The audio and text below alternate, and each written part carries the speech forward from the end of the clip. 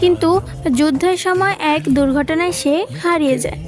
পরে ফিরে যায় দাদি, আর আমার বাবা আর কখনোই ফেরেনি। মায়ার চোখ ভিজে আসে। তুমি তাহলে, আর তোমার মা?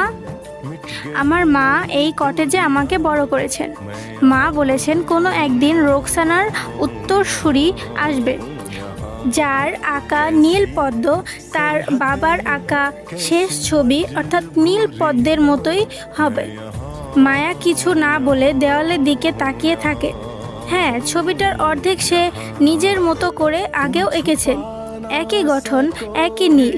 তার মনটা কেমন জানি ভারী হয়ে আসে। এই কি কেবল তার ভালোবাসার উত্তর খোঁজার গল্প, নাকি তার জীবনের কিছুও পাল্টে যাবে?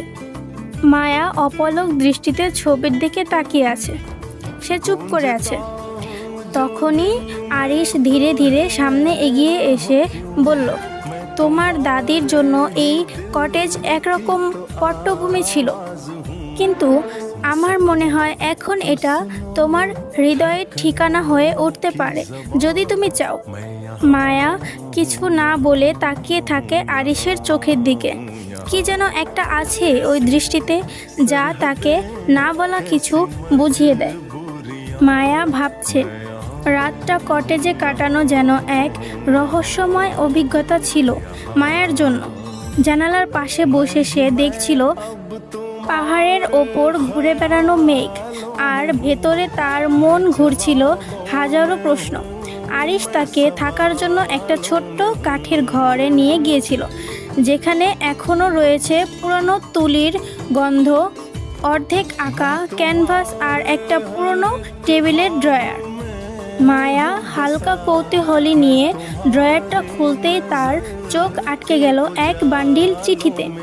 পৃষ্ঠার ওপর নাম লেখা, রোকসানা আপা, প্রতি সন্ধ্যায় তোমার কথা ভাবি, আরিফ।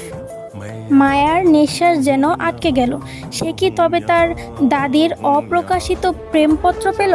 মায়ার চোখে জল চলে এলো। কিছু চিঠিতে লেখা ছিল, আজ তুমি আর ছবি আঁকনি কেন? নীল পদ্মটা এখনো অসম্পূর্ণ। তা কি আমার মতোই? তোমার চোখে যে কষ্ট দেখি, তা কি আমার জন্য? মায়া জানে এই প্রেম কোনো দিন সমাজে জায়গা পায়নি। হ্যালো, আসসালামু আলাইকুম এভরিওয়ান, আমি মেহের আফরোজ। তো এটি ছিল নীল পদ্মের চিঠি গল্পের পার্ট 3। তো নেক্সট পার্টে কি আসতে চলেছে তা জানার জন্য লাইক করে দাও। আল্লাহ হাফেজ।